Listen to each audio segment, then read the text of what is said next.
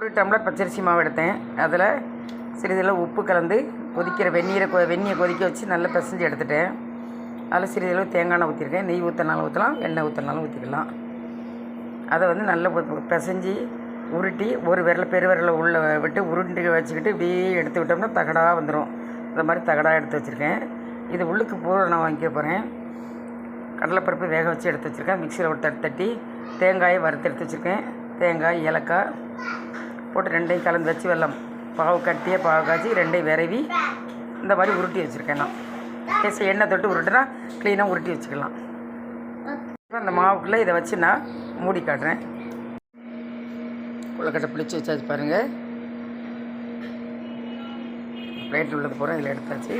மிச்சம் ஒரு 5-6 இது மீதம். நீர் கொதிச்சிட்ருக்கு. இப்போ வச்சிடலாம். ஒரு 10 நிமிஷம் வேகட்டும். விநாயகர் சதுர்த்தி கொழுக்கட்டை. இது விநாயகர் சதுர்த்தியில் முடிஞ்சிட்டு மாவு இருந்துச்சு, அதனால தான் வச்சேன். இந்தபடி ஈவினிங் ஸ்நாக்ஸாக கொடுங்க, ரொம்ப நல்லாயிருக்கும். குழந்தைகளுக்கு ஹெல்த்தியாகவும் இருக்கும். மாவு பண்டம் ரொம்ப ஹெல்த்தியாக உள்ளது. எடுத்துடலாம். அதே மாதிரி செஞ்சு பாருங்கள். லைக் பண்ணுங்கள், ஷேர் பண்ணுங்கள், சப்ஸ்கிரைப் பண்ணுங்கள், பெல் பட்டனை கிளிக் பண்ணுங்கள். ஃபுல் வீடியோவும் பாருங்கள். நிறைய வீடியோக்கள் போட்டிருக்கேன் பாருங்கள். இப்படி ஒன்று எடுத்து ஹாட் பாக்ஸில் எடுத்து வச்சிட்டோம்னா மொத்தத்தில் நம்ம தட்டினோன்னே உடையும். இப்படின்னு எடுத்தோம்னா நம்ம உடையாது. இதை உடைச்சிட்டு பாருங்கள்.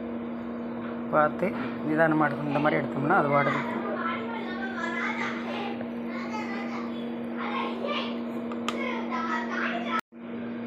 இந்த மாதிரி குழந்தைகள் கொடுங்க, ரொம்ப நல்லாயிருக்கும்.